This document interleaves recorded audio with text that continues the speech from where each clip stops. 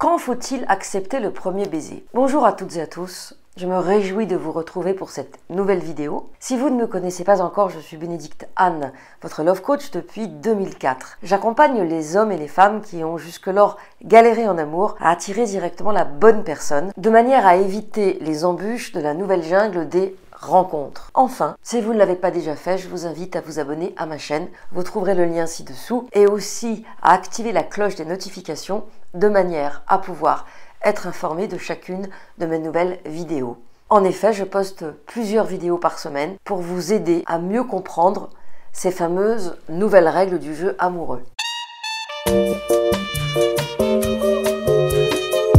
Quand faut-il accepter le premier baiser? Si j'aborde ce sujet, c'est que plusieurs coachés ont été confrontés à un premier baiser lors généralement du deuxième rendez-vous. Et il se trouve que le monsieur a disparu juste derrière. Alors il a disparu sans donner de nouvelles, ou il a dit qu'il ne le sentait pas, qu'il avait rencontré quelqu'un d'autre, qu'une ex était revenue, que quelqu'un vers laquelle il avait une inclination s'était tout à coup révélé, comme par hasard, au moment où vous arrivez dans sa vie, évidemment, et que par conséquent monsieur ne donnait pas suite. Alors que cette personne soit sortie de votre vie en vous donnant des explications, ou sans même prendre la peine de le faire, ne change pas grand-chose. Vous vous êtes embrassés, vous avez sorti la langue, vous avez mélangé vos muqueuses et ça vous a évidemment touché parce que ça vous a excité, ça vous a attendri, ça a produit de l'ocytocine. C'était un acte intime. J'imagine que vous n'embrassez pas n'importe qui sur la bouche et avec la langue tous les matins au petit déjeuner, n'est-ce pas? Donc, ça nous renvoie à la question essentielle. Quand dois-je embrasser quelqu'un et quand puis-je sortir ma langue?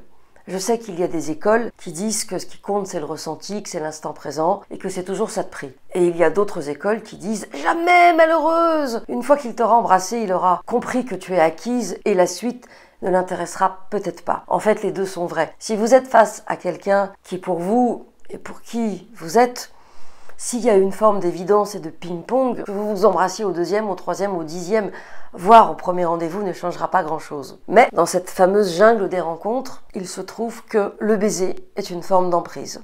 Soit l'autre, donc comme je viens de vous le dire, considère que ça y est, il fait ce qu'il veut, il a qu'à claquer les doigts et ça lui suffit pour être renarcissisé. Soit il a fait un concours et il a décidé qu'il embrasserait au premier rendez-vous, maximum au second, toutes les femmes qu'il allait rencontrer. Soit il a trop fréquenté de love coach et du coup, il en a fait un challenge. Soit il considère que tout rendez-vous qui ne s'est pas terminé par un baiser est un rendez-vous raté. Comment voulez-vous, dans ces conditions, que l'homme qui est en face de vous puisse être sincère et vraiment goûter le baiser? Et je me permets d'insister sur le fait que ça marche dans les deux sens. Une femme qui vous saute dessus et vous roule la vieille pelle des familles, c'est pas forcément quelque chose que vous souhaitiez, même si, bien sûr, vous n'allez pas vous refuser. En réalité, un baiser est quelque chose qui a été attendu, désiré, et plus vous l'aurez attendu, désiré, plus il aura d'importance, plus il aura de valeur, plus il comptera pour vous. Lorsque j'étais jeune, dans les booms, il y avait souvent des concours dans lesquels une fille qui avait un peu bu embrassait plusieurs hommes dans la soirée. Il y en avait toujours une autre pour la suivre, et de toute façon, elle passait pour des filles malfamées, de mauvaise vie. Mais au-delà de tout ça,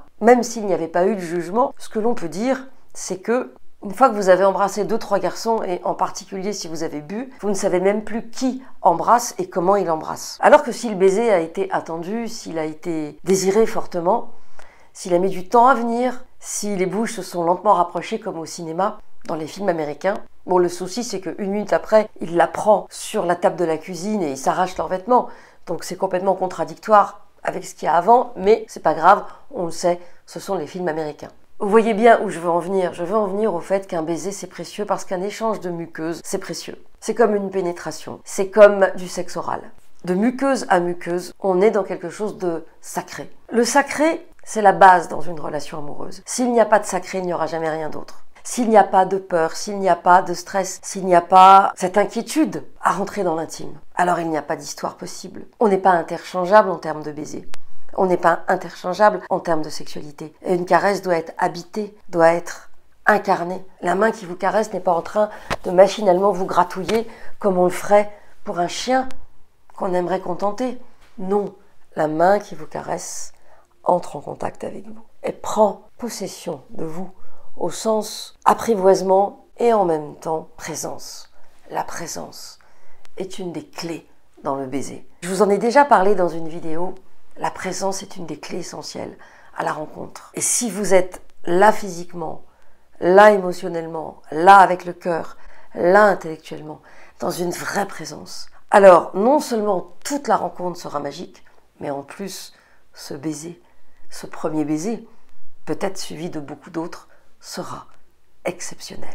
Et vous, est-ce que vous avez déjà embrassé comme on va acheter une baguette de pain, ou est-ce qu'au contraire, un baiser pour vous est précieux et sacré? Est-ce que lorsqu'un homme vous embrasse, vous vous laissez faire pour ne pas le décevoir? Ou est-ce que vous avez besoin d'avoir bu 3 caipirinhas avant de pouvoir vous laisser faire? Que vous soyez d'ailleurs un homme ou une femme. Dites-le moi dans les commentaires, je serai ravie de vous répondre. Merci d'avoir regardé cette vidéo jusqu'au bout. Merci de la liker si elle vous a plu, de la partager si vous pensez qu'elle peut aider des personnes de votre environnement.